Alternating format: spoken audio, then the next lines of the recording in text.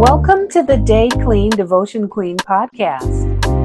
Each week, our podcast episodes breathe life into selected themes from the DDQ Meditation Journal. Hosted by our founder, Najma Thomas, we engage in heartfelt discussions with a diverse roster of inspirational Queen sisters. We explore their unique perspectives, uncover the wisdoms shaped by their journeys, and celebrate the trials and victories along the way. Together, we are creating a woe manifestation space where conversation meets examination and sparks transformation. Hey, QueenSiS, it's Najma, and I'm so happy to bring you another solo session, mini episode of the Day Clean Devotion Queen podcast. Here is my offering for this week. I'm just going to be honest with y'all right now. I am feeling tired. It is the fall semester, so we've got the back to school rush on campus. Got to get fall seeds in the ground.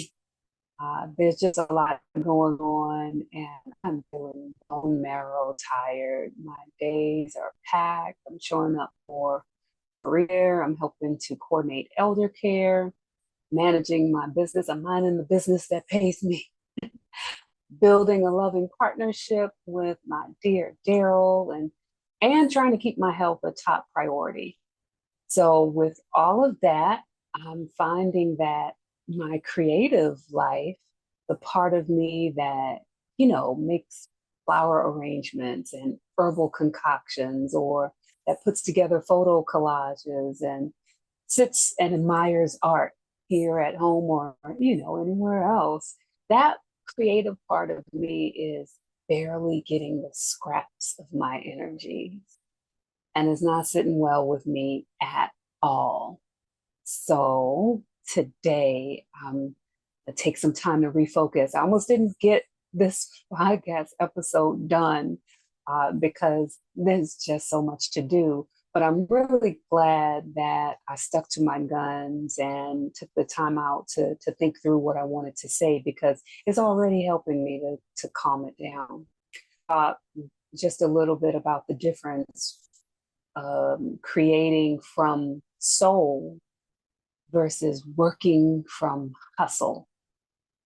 Because many of us have been conditioned to just grind, I'm on the grind, to prove, to perform, to produce, get it done. Hustling gets things done, it gets it done for sure. And, we get her done, right? But it can also strip the joy right out of you. Beyond just being tired, hustling can make you forget why you even started and makes you feel disconnected from the parts of yourself that help you to feel most alive. But soul work is different. This is the kind of work that's rooted in alignment, not just urgency. It honors the body, the spirit, the community, the collective. Soul work trusts divine timing. And from the outside, it might look slower, but inside it's going deeper. It's the difference between sprinting to exhaustion, which I feel like I've reached the finish line of exhaustion today, y'all. And sauntering steadily toward your purpose and stopping along the way to see and touch and smell all of the flowers. I'm trying to shift into sauntering towards my purpose a little bit more. When I started farming again, really farming in earnest with my family business, EP Farms, I had to unlearn the hustle culture that I had adopted from decades plus profession in the public administration sector. Mother Earth does not hustle. She does not rush. Seeds don't sprout just because the farmer pushes harder. They bloom when the soil is ready and when the light is right and when the conditions are aligned. And I'm learning that soul work is the same way. Womanist wisdom tells us that we are not machines. We are creators, we're healers, and we are builders of new, beautiful worlds. We need rhythm, not just rigor. We need rest as much as we need action. And I'm saying that to be, I'm saying that to myself just as much as I'm sharing it with those of you who took the time to tune in. So here's what I'm also going to share with you. This is what I'm committed to after, taking this pause and realizing that, yeah, I'm right at exhaustion, not doing the things that feed my creative spirit. And I don't want to stay in that place. I'm not trying to get stuck. So here's what I'm committing to do, and maybe you'll join me. Just 3 simple things. I'm going to swap one hustle habit for one soul ritual. And for those of you who have any familiarity with me, you know that I love the day planner. I have a bit of, control freak in me. Instead of putting all work-related tasks on my day planner, my day clean devotion queen planner, I'm going to write in at least one creativity appointment. I'm going to put creativity on the schedule for each day, even if it's just a tiny one for a short amount of time.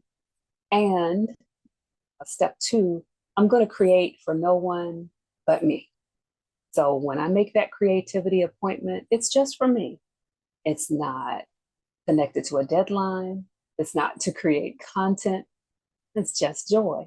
I'm doing creativity just for joy. And the third thing I'm going to do is give myself extra grace in this season. Even if my projects, my garden, or my dreams seem to be moving slowly, I'm going to intentionally remind myself that it's still growth. And I'm giving myself a treat for keeping up the good work. Okay. So that's my quick mini episode today. Think about what parts of your life feel like hustle right now, feel more like hustle work than soul work. What would it look like to bring a little bit more soul into that space instead? Drop a line on our social pages if you feel so moved, and share a little bit about maybe what you're doing, or if you're going to be in alignment with the 3 things that I've suggested. I want to hear from you. So thank you so much for tuning in to this mini episode. I hope you have a beautiful remainder of your week. If you were feeling rushed or hurried or overwhelmed, I hope this little chat helped to ease some of that in some way. And we'll see you next week for a full episode with a featured guest. Thanks so much, QueenSiS. Be well.